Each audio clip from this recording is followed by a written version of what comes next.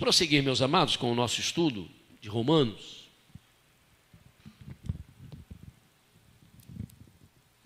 Capítulo 9, dos versículos 19 ao 29.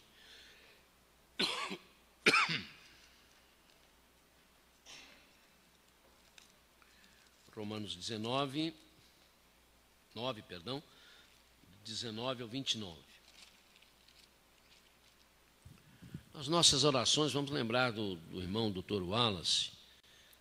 O Wallace, nós conversamos hoje com a irmã Jane, parece que ele vai ter que pôr 2 marca-passos, né? O Dr. Wallace já não está novo, já está relativamente idoso, 2 marca-passos agora, nessa idade, para ele, não deixa de ser um risco, né? Mas vamos colocar a vida desse irmão nas mãos de Deus. Tem sido uma pessoa assim, muito útil à nossa igreja, uma pessoa que se envolve com a vida da igreja, não é? A gente tem sempre estado aqui com os irmãos da quarta-feira, mas ultimamente a gente tem notado um pouco a ausência dele. Podemos tomar conhecimento também que tem a ver com a sua enfermidade. Capítulo 9, versículos 19 ao 29, já que estamos transmitindo pela internet aos nossos internautas, a nossa saudação da quarta-feira. Aqueles que porventura não sabem, mas toda quarta-feira, normalmente, o pastor da igreja faz o estudo de um livro da Bíblia. Nós estamos estudando o livro ou a epístola do apóstolo Paulo aos Romanos. Vamos ler então, irmãos. Eu vou fazer a leitura na NVI, né, que é a minha versão. Os irmãos poderão acompanhar de forma mais devagar. Mas algum de vocês me dirá: então, por que Deus ainda nos culpa? Pois quem resiste à sua vontade? Mas quem é você, ó homem, para questionar a Deus? Acaso aquilo que é formado pode dizer ao que o formou: por que me fizeste assim? O oleiro não tem direito de fazer do mesmo barro um vaso para fins nobres e outro para fins desonrosos.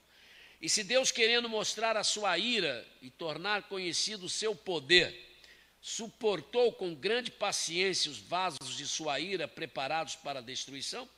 Quer dizer, se ele fez isto para tornar conhecidas as riquezas de sua glória aos vasos de sua misericórdia, que preparou de antemão para a glória, ou seja, a nós, a quem também chamou, não apenas dentre os judeus, mas também dentre os gentios. Como ele diz em Oséias: chamarei meu povo a quem não é meu povo, e chamarei minha amada a quem não é minha amada. Acontecerá que no mesmo lugar em que se lhes declarou: vocês não são meu povo, eles serão chamados filhos do Deus vivo. Isaías exclama com relação a Israel: embora o número dos israelitas seja como a areia do mar, apenas o remanescente será salvo. Pois o Senhor executará na terra a sua sentença rápida e definitivamente. Como anteriormente disse Isaías: se o Senhor dos exércitos não nos tivesse deixado descendentes, já estaríamos como Sodoma e semelhantes a Gomorra. Mas algum de vocês me dirá: então, por que Deus ainda nos culpa? Quem resiste à sua vontade? Por que Paulo está, irmãos, usando ou fazendo esta pergunta? Porque nos textos anteriores, Paulo mostrou que através da história de Israel, aconteceu um processo contínuo de eleição e de seleção por parte de Deus. Por este processo, Deus escolheu uns e rejeitou outros. Voltamos a lembrar, Deus escolheu Isaac, mas rejeitou Ismael como filho da promessa. Deus escolheu Jacó, mas rejeitou a Esaú para ser o patriarca continuador das suas promessas feitas a Abraão. Se Deus escolheu Moisés para ser o libertador do povo de Israel, Deus escolheu o faraó para a época de Moisés, para puni-lo, para punir o povo do Egito pelos 400 anos de escravidão imposto ao povo de Israel. Nesse caso, levanta-se então essa natural objeção: se por trás daquilo que Deus faz, se por trás daquilo que Deus realiza, há uma eleição por parte de Deus que escolhe uns para abençoar e outros para castigar, Como é que Deus pode condenar os seres humanos que ele mesmo rejeitou de antemão? Não haveria nesse caso uma culpa de Deus? A culpa não seria mais de Deus do que nossa, seres humanos? A responsabilidade de sermos ruins não teria que cair sobre Deus e não sobre nós? É uma pergunta inevitável nossa quando lemos esse texto e essas expressões. E aí Paulo entra com esta afirmação, pergunta, né? Mas quem é você, ó homem, para questionar a Deus? Acaso aquilo que é formado pode dizer ao que o formou, porque me fizeste assim? É verdade, a resposta de Paulo é dura, né? Também é bem verdade, eu expliquei isso na vez passada, que a terminologia ou a palavra que Paulo usa na língua grega para termos em português essa questão de questionar a Deus, não está impedindo você de reclamar com Deus. Não está impedindo você de dizer, Senhor, eu não entendo isso, eu sinceramente não estou nem aceitando isso, está difícil para mim conseguir trabalhar esse negócio. Não está impedindo você de fazer isso, porque a palavra que Paulo usou é no sentido de discutir, né? É o termo grego que se usa para discutir com alguém, não dando razão, dizendo que aquela pessoa não tá certa, que aquela pessoa está completamente errada, e é discutir em voz alta, exasperadamente. Isso ninguém pode fazer com Deus, obviamente sabemos que não podemos. Mas mesmo assim, a resposta não deixa de ser dura. É dura, só que nós não temos de entendê-la como se Paulo estivesse dizendo assim, cala a boca, porque você não sabe nada em relação a Deus. Não é nesse sentido. Cala a boca porque esse é um assunto que não te compete. Ou cala a boca porque você não tem qualquer direito de reclamar com Deus. Cala a boca, não tem que você dar opinião nenhuma, não é nesse sentido. Na verdade, o que Paulo quis foi levar aos seus leitores a colocarem a questão no seu verdadeiro lugar. Ou seja, se como seres humanos nós achamos que podemos discutir com Deus os seus atos, se de repente eu acho que posso discutir com Deus as suas atitudes, a condição sine qua non para que eu ache que posso discutir com Deus os seus atos, é que eu tenho de me colocar sob a ótica de Deus, eu tenho que então me colocar sob a perspectiva de Deus. E aí é que reside o cerne da questão. Como é que nós podemos ter exatamente a ótica de Deus? Não podemos ter. Nunca vamos poder ter. A Bíblia chega a dizer, Paulo diz que nós temos a mente de Cristo, mas o ter a mente de Cristo é uma espécie de tribunal que nós temos, que nos acompanha, né, para nos mostrar o que está certo e errado, mas não significa que eu vou pensar como Deus pensa. O pensamento de Jesus expressado nas suas ações, nos seus ensinos, passa a ser o meu ideal para me corrigir, mas não é no sentido de eu começar a pensar exatamente como Jesus pensaria. Como é que eu vou me colocar na exata perspectiva de Deus? Então, é por isso que Paulo quis dizer, quem é você, ser humano, para questionar a Deus? Você não tem como ter a mesma perspectiva de Deus, você não tem como ter a mesma ótica de Deus.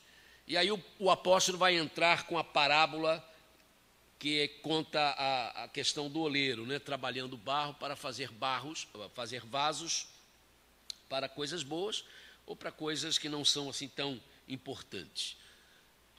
Se pensarmos humanamente apenas sobre o aspecto humano, sobre essa parábola, né, que Paulo começa a usar para tentar justificar a sua explicação, a gente pode reclamar, dizer, peraí, mas eu não sou vaso, eu não sou barro. Barro, argila é coisa, eu não sou coisa. Eu tenho sentimentos, né? Eu tenho emoções, eu não sou uma coisa, eu sou alguém. Então eu posso dizer, de repente, essa ilustração de Paulo não foi muito feliz, mas não é verdade. É preciso entender o que Paulo está dizendo com essa história do oleiro que trabalha, então, o barro para fazer artesanatos, para fazer vasos honrados, para ser colocado em lugares caros, e outros vasos para serem colocados em lugares não tão importantes ou para serem usados para coisas que não são assim tão chamativas. é que Deus, irmãos, está sendo usado aqui por Paulo não como Deus criador. A preocupação de Paulo não é falar ou pensar sobre um Deus criador, mas sim sobre um Deus provedor. A questão aqui não é como a argila foi criada. A questão aqui não é como o barro foi criado, mas sim como o barro que já foi criado, a argila que já existe, como é que ela pode ser trabalhada? E como é que ela vai ser trabalhada? É esse aspecto de Deus que Paulo quer mostrar. Deus não está mostrando o Deus que cria argila, não. Paulo não está mostrando o Deus que cria argila. Paulo não está pensando no Deus que criou o barro. Paulo está pensando no Deus que vai trabalhar o barro, trabalhar a argila. Então não é uma questão de criação, é uma questão de prover. A ideia de Deus como um oleiro, um fazedor de vasos. Então não é a ideia de Deus como criador do barro e da argila, mas sim a ideia de quem vai pegar o barro ou a argila que já existe e trabalhar com ela. E aí é que o escritor sagrado entra com a pergunta: o oleiro não tem o direito de fazer do mesmo barro um vaso para fins nobres e outro para um fim desonroso? É a pergunta que está no versículo 21. Então, queridos, mais uma vez é preciso não perdermos a perspectiva de que o público-alvo número 1 da Epístola aos Romanos são os cristãos judeus, membros da igreja de Roma ou das igrejas dos romanos. Assim como Deus levantou o faraó dos dias de Moisés, como faraó sobre o qual ele despejaria a sua ira, não porque, eu expliquei isso, né?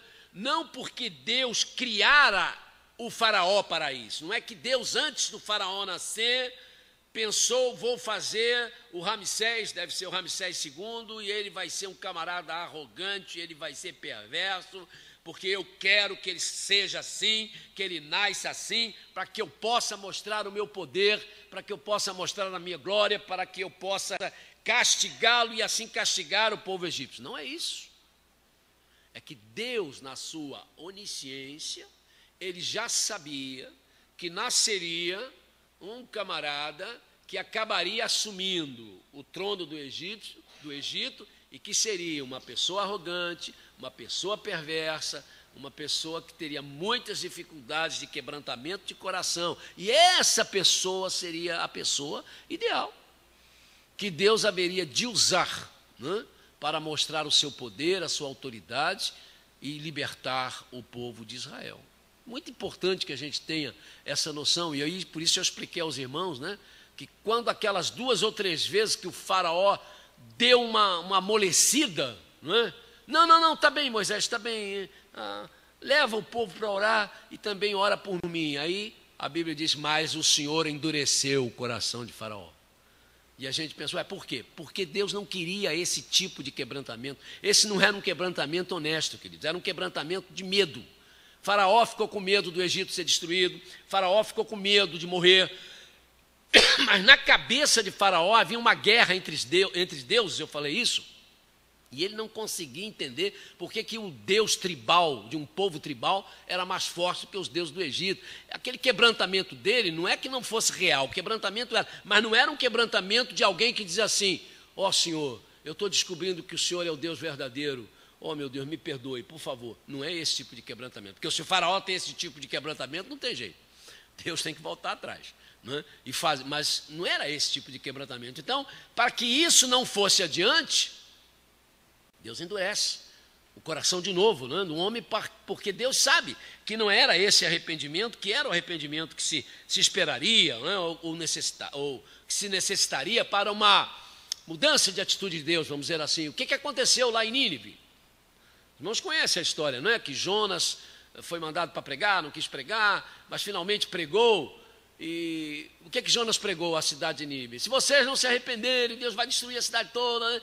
E aconteceu que o rei ouviu a pregação de Jonas e disse, não, isso não vai acontecer, o que é preciso fazer? Vamos nos arrepender. Aí botou roupa de saco, botou cinza na cabeça, mas a gente percebe pela narrativa do livro de Jonas que o arrependimento daquele rei foi real, que o quebrantamento daquele rei foi real.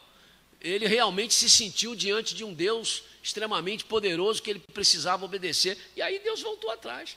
E aí Deus disse para Jonas, não, pode dizer para ele que eu não vou destruir a cidade. Jonas ficou aborrecido, né? Eu fiquei sem palavra, porque eu disse que ia destruir, ele não vai destruir, aquelas coisas que todo ser humano tem mesmo, né? Mas não importa. Mais tarde, Nínive foi destruída, outras gerações, mas não aquela, porque houve arrependimento. Não foi o caso aqui de Faraó. Então, a ideia de Paulo é, mais uma vez, trazendo isso.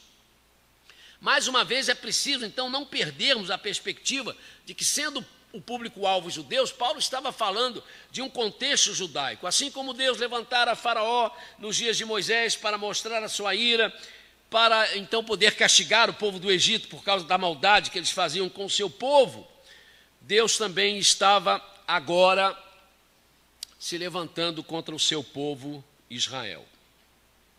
Mudando a perspectiva, o Faraó sai de cena, a gente percebe isso, que o Faraó sai de cena dos argumentos de Paulo e entra no lugar de Faraó a rebeldia, a incredulidade do povo de Israel, que Deus também já sabia que iria acontecer. E porque Deus já sabia que iria acontecer, se Deus não interferisse nessa rebeldia, se Deus não interferisse nessa incredulidade, essa rebeldia e essa incredulidade do chamado seu povo, fatalmente iriam impedir que se cumprisse a promessa que foi feita a Abraão: em ti serão benditas todas as famílias da terra. E aí que entram as afirmações de Paulo, retiradas do contexto do Antigo Testamento.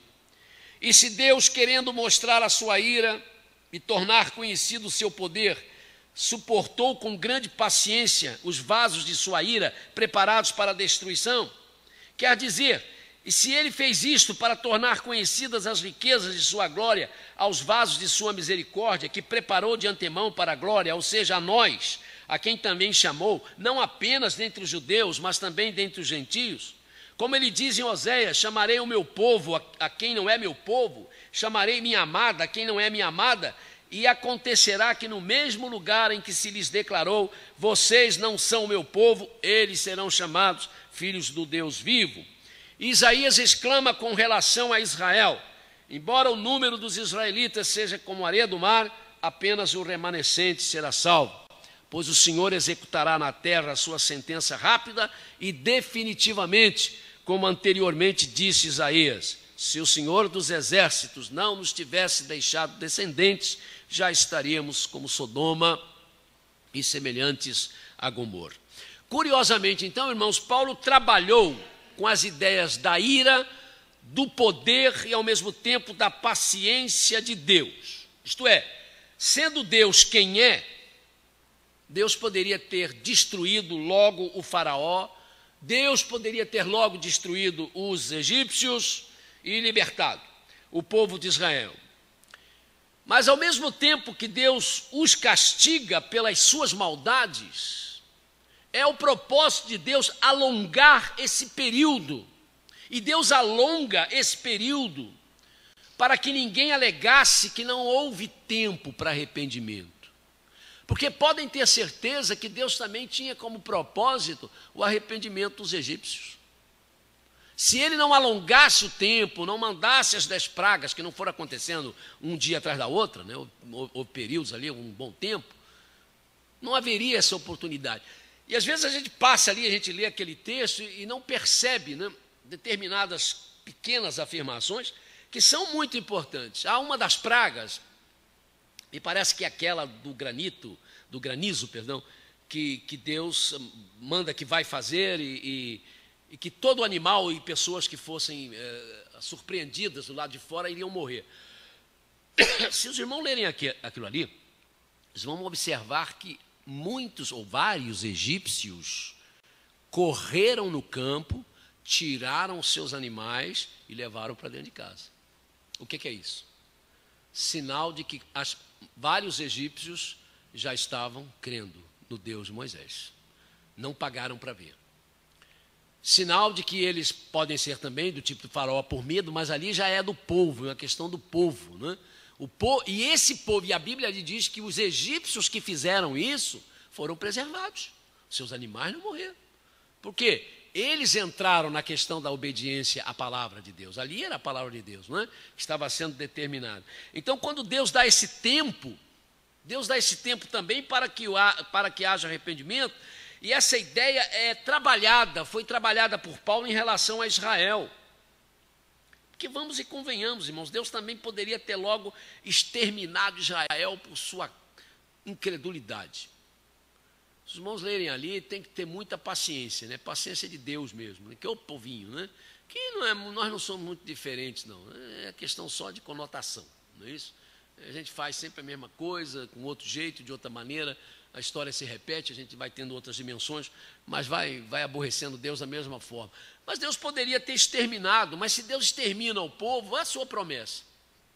Como é que iria ser cumprida? Deus poderia ter dado um jeito e feito que a sua promessa se cumprisse? Poderia, Deus até poderia dizer o seguinte: irmão, como eu prometi que em Israel todas as famílias da terra serão abençoadas, sabe o que eu vou fazer? De hoje em diante eu vou pegar o meu Espírito Santo e vou impedir que o meu povo peque. O meu povo não vai pecar mais. Deus poderia fazer isso?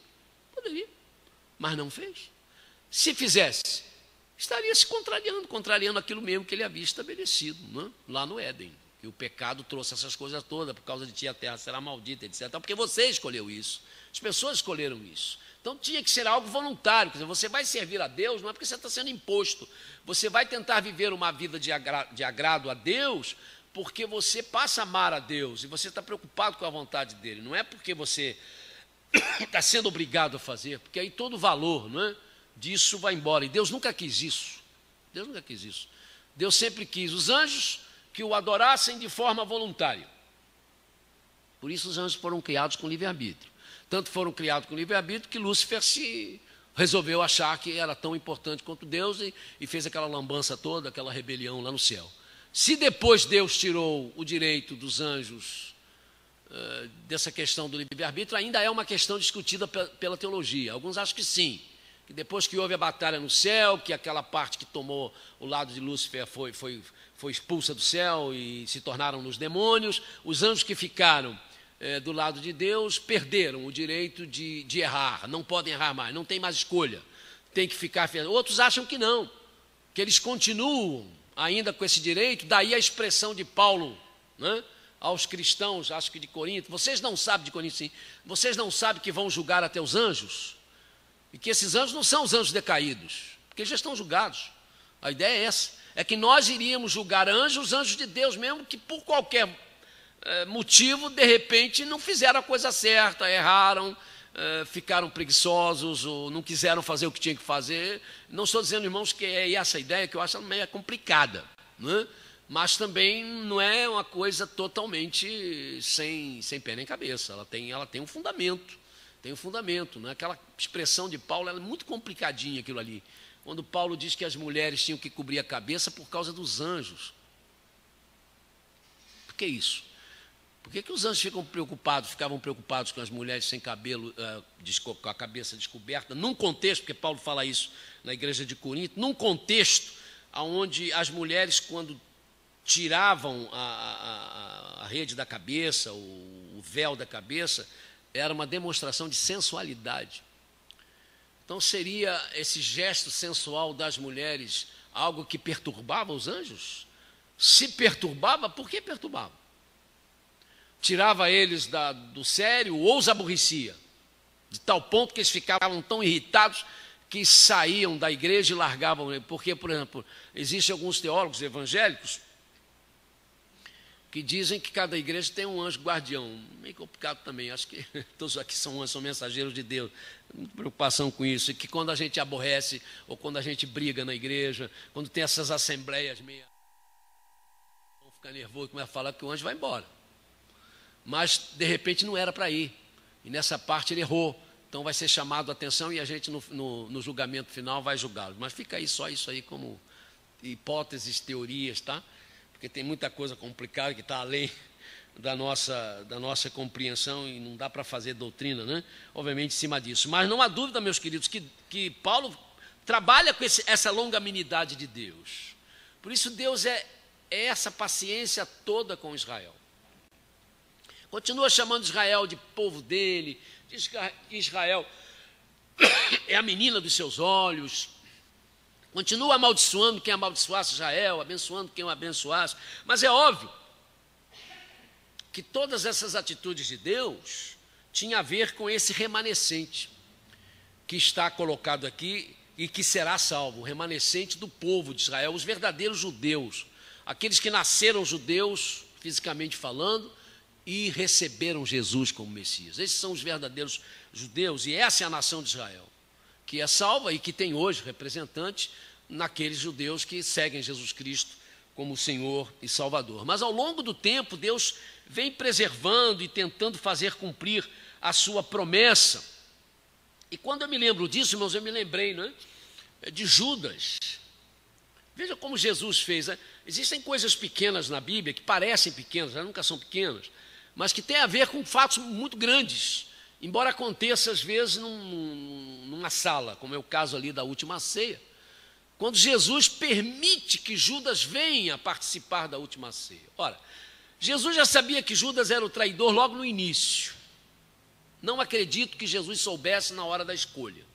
Não que não pudesse saber, mas não devia saber. Né? Jesus tinha a sua divindade limitada, conforme Paulo diz. Ele esvaziou-se da sua divindade. Havia coisas que não era para saber. Não sabia a volta do Filho do Homem. Né?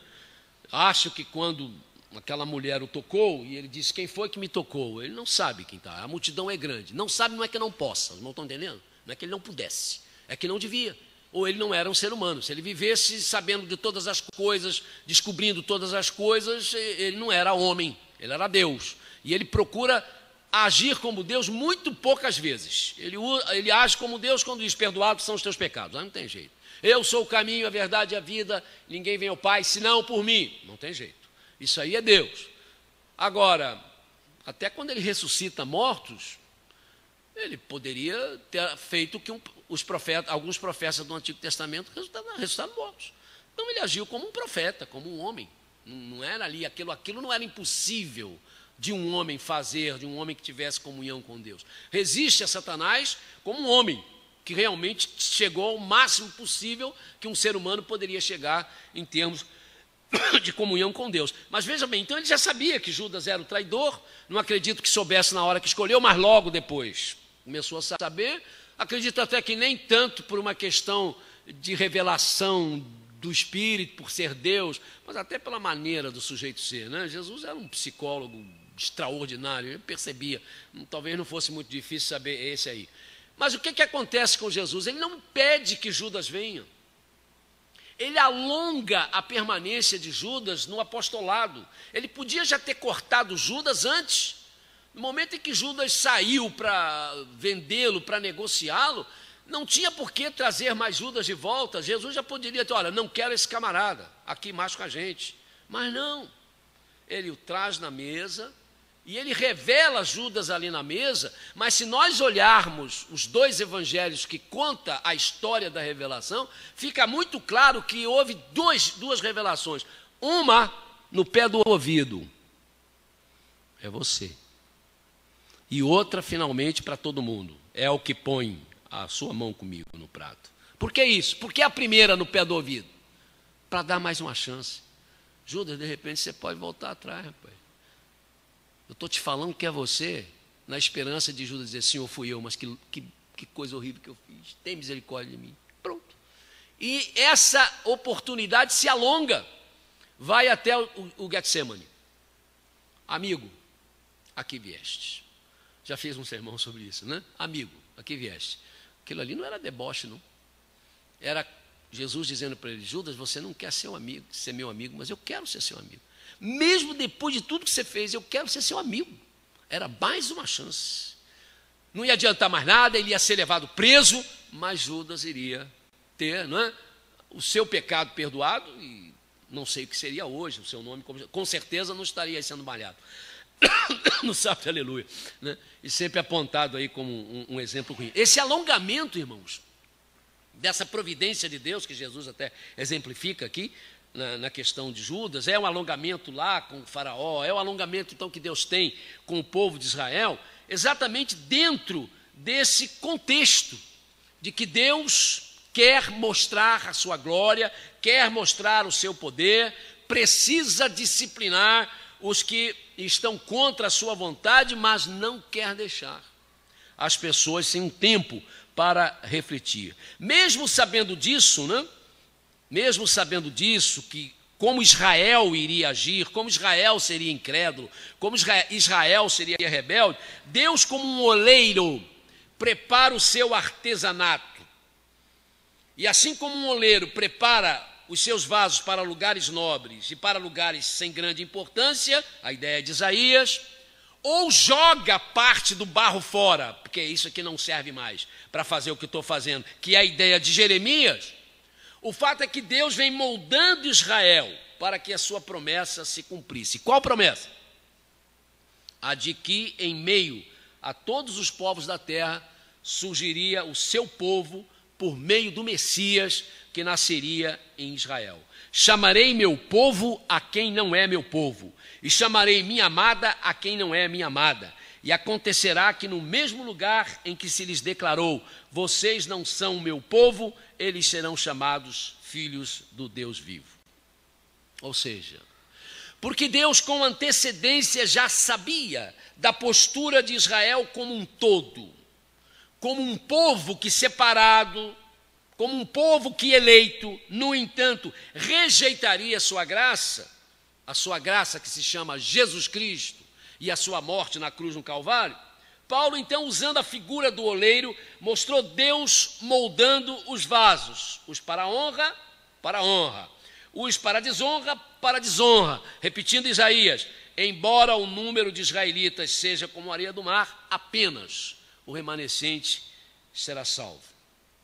Porque somente aqueles que recebessem o Messias, Jesus Cristo, encontraria a salvação, assim como os judeus apenas que recebem Jesus como Salvador é que realmente estão salvos. Esse alongamento, esse prolongamento do tempo para que a promessa se cumprisse, diríamos, deu certo? Deu certo. Porque os propósitos de Deus foram cumpridos. O propósito de Deus de dar essa bênção, Jesus Cristo e a sua morte redentiva e propiciatória na cruz do Calvário, por meio dos judeus, se cumpriu. Foram os judeus os primeiros missionários, a primeira igreja cristã era judia, Jesus era judeu, nasceu, humanamente falando, como judeu. A ideia de Paulo, outra vez citando Isaías, de que se Deus não tivesse deixado descendentes do povo de Israel, Israel seria apenas história do passado, como são histórias do passado Sodoma e Gomorra. Essa expressão do profeta Isaías cabia no tempo de Paulo, perfeitamente. Os judeus existiam não mais como nação independente, estavam subjugados pelo Império Romano, e obviamente cabe nos dias de hoje. Porque os irmãos sabem que o povo judeu é o único povo da antiguidade que ainda existe. Todos os povos antigos já desapareceram. Somente o povo judeu é ainda o único povo que existe. O que é um milagre de Deus, a gente entende que acontece porque Deus quer assim, obviamente é a promessa de Deus, porque existe isso aí. Eles seriam como Sodoma e Gomorra, não são como Sodoma e Gomorra, ainda estão aí existindo, e existirão até a volta do Cordeiro, né? Por quê? Porque Jesus disse que quando ele for visto no céu, todas as tribos da terra se lamentarão, inclusive aqueles que o crucificaram, inclusive os judeus estarão existindo nessa época. É uma questão, essa permanência, essa sobrevivência, né, do povo de Israel, é uma coisa que tem a ver com a ação de Deus na história. E eu falei há pouco tempo uma vez isso, e alguém me falou, mas espera aí, pastor, mas os egípcios existiam antes de Israel se formar como nação, e existe até hoje. Esses egípcios de hoje não tem nada a ver, queridos, nada, mas absolutamente nada a ver com aqueles egípcios do tempo de Moisés, tá? Aqueles egípcios não existem mais, eram os ixos, desapareceram. Os egípcios que hoje vivem no Egito são os coptas, que é um povo relativamente moderno, e os árabes, que vieram com Ismael, descendente de Abraão, depois que os judeus começaram a sua saga, depois que os judeus começaram a sua história. É ainda o judeu, portanto, o povo mais antigo do mundo. A ideia de Paulo é essa, então, que mesmo tendo de executar a sua ira sobre Israel por causa da sua rebeldia, a paciência de Deus permite ainda que o povo de Israel sobreviva até o dia de hoje, até para que os judeus não tenham mesmo desculpa, né? De dizer, nós não tivemos tempo de rever a nossa situação. Não é fácil para os judeus se converter por uma série de razões históricas, religiosas e também pelas coisas terríveis que cristãos impuseram a eles, sempre sob a alegação de que eles mataram Jesus Cristo, como se isso tivesse sido um ato deles somente. Todos nós matamos Jesus, os nossos pecados, né, mataram Jesus Cristo. Francamente, irmãos, para terminar, eu não vejo nesse texto as justificativas de Agostinho de Hipona, popularmente chamado de Santo Agostinho, e nem de João Calvino, chamado a maior mente da Reforma Protestante. Eu não vejo bases nesse texto para a doutrina da predestinação, para a salvação, isto é, que Deus prepara vasos de honra, que são os que nascem para ser salvos, e os vasos de desonra, que são os que nascem para se perder. Conquanto eu considere a doutrina da predestinação uma doutrina séria, que merece ser estudada com seriedade, eu não vejo dificuldades, nesse caso aqui, em aceitar que Deus, na sua onisciência, já sabendo aqueles que irão ser salvos, porque aceitarão a graça da salvação em Jesus Cristo, com sua morte na cruz do Calvário, já os molda como vasos para a honra, assim como já sabendo os que se perderão, porque rejeitarão essa graça, os prepara como vasos para a desonra. E essa questão de honra e desonra já pode ser visto aqui nessa própria vida. Essa questão de vasos para honra não quer dizer também somente na questão de vasos perfeitos, no sentido de pessoas que não erram, que não pecam. Isso não pode acontecer. É a questão da fé, irmãos, da fidelidade à fé colocada em Jesus Cristo, que vai moldando, não é isso? A nossa vida, e que é a forma maior de se honrar a Deus. E a desonra a Deus é rejeitar a salvação que lhe é oferecida, que nos é oferecida por meio de Jesus. Não há maneira maior de desonrar a Deus. Então, essas pessoas, a humanidade é assim preparada por Deus. Ele sabe quem são os que vão aceitar, não porque Ele os fez nascer. Para aceitar, não preciso pensar nisso, mas sabe, obviamente, com antecedência, e esse, então, Deus já vai moldando mesmo através da história, não é, para que eu possa honrá-lo, como vasos que estão aqui, e os que já não são, acabam sendo preparados mesmo para a desonra. Tá ok? Tudo certo?